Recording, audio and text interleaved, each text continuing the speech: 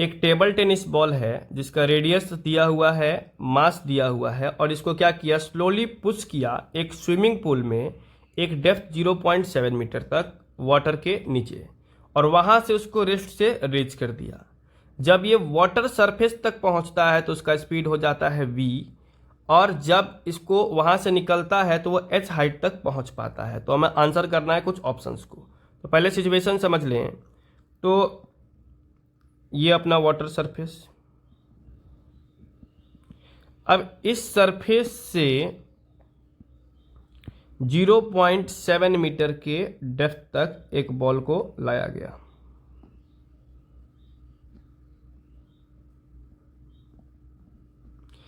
अब जैसे ही इस बॉल को यहां से छोड़ेंगे, तो अभी छोड़ने वाली बात बाद में करते हैं। यहां तक लाने के लिए हमसे पहले पूछा गया है कि कितना वर्क करना पड़ा होगा।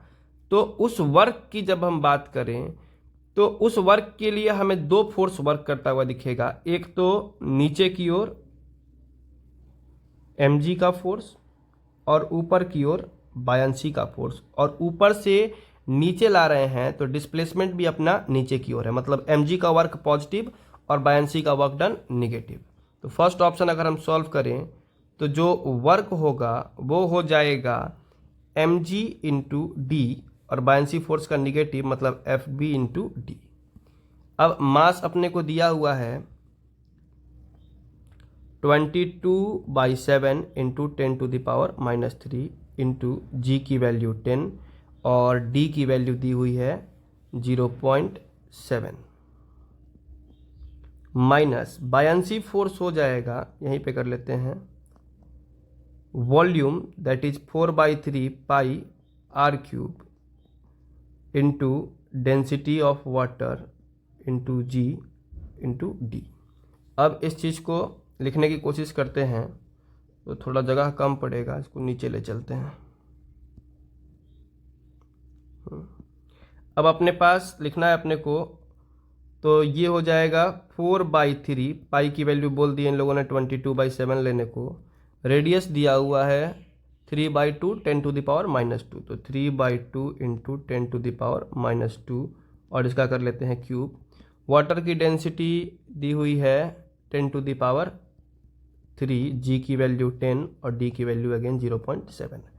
अब इसको सॉल्व करते चलते हैं, तो ये 7 से 7 कैंसिल हो जाएगा, 0.1, ये बच गया कुछ 22 इंटू 10⁻³ माइनस, और क्या क्या हम कैंसिल कर पाएंगे, तो यहाँ पे भी 7 से 7 0.1, और ये 10 इंटू 0.1 यहाँ भी ख़त्म हो जाएगा।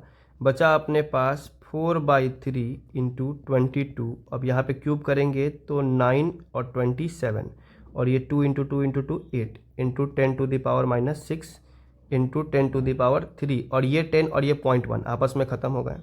इसको थोड़ा और सिंप्लीफाई कर दें तो ये 3 से 9 बन जाएगा और ये बन जाएगा 2। अपने पास बचा क्या क्या, तो ये हो गया 22 इंटू 10⁻⁻3।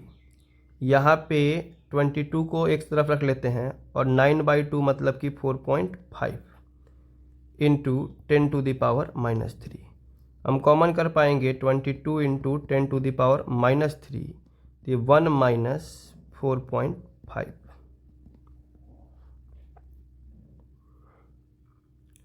इसके बाद अपने पास हो जा रहा है 22 इंटू माइनस का 3.5 इंटू 10⁻⁻3 जूल में। सॉल्व करने के बाद आएगा 77 into 10⁻³ joule, that is 0.077 joule. Option को देखें तो पहला ऑप्शन अपना मैच कर रहा है कि जो वर्क किया होगा, तो यहाँ पे जो मैंने वर्क निकाला हुआ है वो एक्सटर्नल फोर्स इसके अपोज में वर्क करता होगा, तो ये जो work done by external agent हो जाएगा वो हो जाएगा negative of this work, that is 0.077 joule. तो फर्स्ट ऑप्शन अपना बेसिकली करेक्ट है। सेकेंड पार्ट में बोल रहा है कि अगर हम विस्कस फोर्स को निगलेक्ट करें तो जो v होगा वो होगा 7 मीटर पर सेकेंड। अब ये v क्या है, तो इसको यहाँ से क्या किया, रिफ्ट से रिलीज कर दिया, तो यहाँ पहुँच के इसके पास कुछ ना कुछ वेलोसिटी आ जाएगी v। अब ये वी आई कहाँ से, तो बेसिकली इसके पास काइनेटिक एनर्जी आई है, और ये जो इस वर्क के वजह से था यही वर्क वापस से किस में कन्वर्ट होने लगेगा, काइनेटिक एनर्जी के फॉर्म में कन्वर्ट होने लगेगा। तो क्या हम वर्क एनर्जी थ्योरम के अकॉर्डिंग लिखते हैं, वर्क डन जो हुआ था 0.077 equals to change in kinetic energy that is half M V square minus half M U square, और इनिशियल वेलोसिटी 0 थी तो ये वाला टर्म क्या हो जाएगा 0। सिंपली हम करते हैं half M V square equals to 0.077। फिर से मास का टर्म एक बार देख लेते हैं, तो मास दिया हुआ है 22/7 10⁻³ तो half into 22/7 into 10⁻³ V square equals to 0.77, V square equals to 0.077 into 7 into 2 divided by 22 10⁻³ ये हो जाएगा 10⁻³ को हटा लेते हैं तो 77 इंटू 7 इंटू 2 डिवाइडेड बाई 22, अब ये हो जाएगा 11, ये हो जाएगा 7। तो basically v equals to √49 that is 7 metre per second. जो सेकेंड ऑप्शन अपना दिखाई दे रहा है हमको 7 मीटर पर सेकेंड वाला, ये भी करेक्ट है।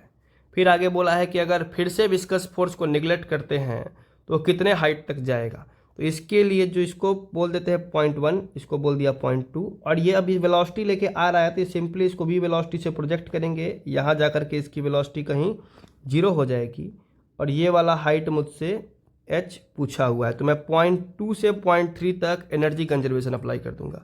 तो कंजर्वेशन ऑफ एनर्जी जैसे ही हम अप्लाई करेंगे तो इनिशियली मैं सरफेस को ही मान लेता हूँ रेफरेंस, तो इनिशियली बस उसके पास काइनेटिक एनर्जी है हाफ mv स्क्वायर, पोटेंशियल 0 है, और फाइनली उसके पास पोटेंशियल एनर्जी है mgh और काइनेटिक एनर्जी 0 हो गई है। अब यहाँ से देखें तो v स्क्वायर तो अपने को पता है, हमें h निकालना है, तो h equals to V square by 2g, 7 का स्क्वायर डिवाइडेड बाई 2 इंटू 10, ये बन जाएगा 49 डिवाइडेड बाई 2 डिवाइडेड बाई 10, ये कितना हो गया, तो 2 से डिवाइड कर दे इसको तो ये बन जाएगा 4.5 डिवाइडेड बाई 10 मीटर, मतलब कि 2.45 मीटर के हाइट तक इसको जाना चाहिए, ऑप्शन नंबर 3। तो ऑप्शन नंबर 3 2.45 के हाइट तक, जो कि इनकरेक्ट है, यहाँ पे ये 1.4 ही शो कर रहा है, तो सी वाला करेक्ट नहीं है।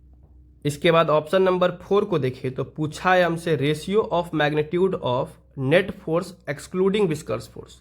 तो net force excluding viscous force कितना है, तो वो बेसिकली यहाँ से हम थोड़ा सा दोबारा कैलकुलेशन से बच सकते हैं कि ये था वर्क डन, तो वर्क डन था अपना mg minus fb into D, और जो नेट फोर्स है यहाँ से ही समझ लेते हैं mg माइनस fb है अपना, या फिर बायंसी बड़ा है तो fb माइनस mg निकालना चाहते हैं हम, तो हम यहाँ पे दिमाग लगा सकते हैं, क्या मैं इसको माइनस w/d लिख दूँ तो ये नेट फोर्स मिल जाएगा बिना विस्कस का, क्योंकि यहाँ पे हमने सिंपली किया ही वही है कि मास mg और fb में d से मल्टीप्लाई किया हुआ है, तो ये अगर नेगेटिव के साथ लेके चलेंगे तो माइनस माइनस कैंसिल 0.077, और d दिया हुआ है अपने को 0.7, तो ये आ जाएगा, ये टर्म कैंसिल हुआ, नीचे आ जाएगा 100 और ये हो जाएगा 11, तो ये हो गया 0.11 न्यूटन का फोर्स। अब हमको नेट फोर्स बिना विस्कोसिटी का पता है, इसको ले चलते हैं नीचे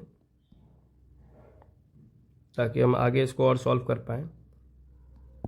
अब मैक्सिमम विस्कस फोर्स हमें निकालना है, तो विस्कस फोर्स जो होता है वो होता है 6 पाई ईटा आर वी, और जो मैक्सिमम होगा वो तब होगा जब वो जस्ट बाहर आने वाला होगा, तो बाहर आने वाला होगा उस टाइम पे वेलोसिटी मैक्सिमम होगी, और वो मैक्सिमम वेलोसिटी होगी 7 के बराबर। तो हम लिखते हैं 6 पाई की वैल्यू 22/7, ईटा दिवन था अपने को, ईटा 10⁻⁻3, तो ईटा की वैल्यू रख दी 10⁻⁻3। रेडियस ऑफ बॉल गिवन था 3/2 10⁻⁻2, तो ये हो गया 3/2 10⁻⁻2 इंटू 3/2 10⁻⁻2, और वेलोसिटी मैक्सिमम 7 हो जाएगी। तो यहाँ पे हम वी मैक्स की बात कर रहे थे, ये लिख लिया। अब आगे अगर इसको सॉल्व करते चलें तो ये 7 से 7 कट जाएगा, 2 से यहाँ 3 दिखाई देगा हमें, और फाइनली चीज़ें दिखाई देंगी हमें 3 इंटू 3 9 और ये हो जाएगा 9 इंटू 22 इंटू 10⁻⁻5। इसी फॉर्म में रहने देते हैं क्योंकि हमें रेशियो निकालना है। तो नेट फोर्स का एफ मैक्स से अगर रेशियो ले लें तो ये हो जाएगा, इसको लिख लेते हैं 11 इंटू 10⁻²। तो 11 into 10⁻² divided by 9 into 22 into 10⁻⁻5। ये 11 से 2 टाइम्स में आ जाएगा, ये ऊपर गया तो 10⁻³ मतलब 1000, 9 इंटू 2 दैट इज 500/9। तो जो रेशियो आना चाहिए वो आना चाहिए 500/9 का। एक बार ऑप्शन नंबर डी को देखिए तो रेशियो हमें दिया हुआ है 500/9, मतलब ऑप्शन डी करेक्ट है। तो इस क्वेश्चन के लिए ए, बी और डी करेक्ट ऑप्शन है।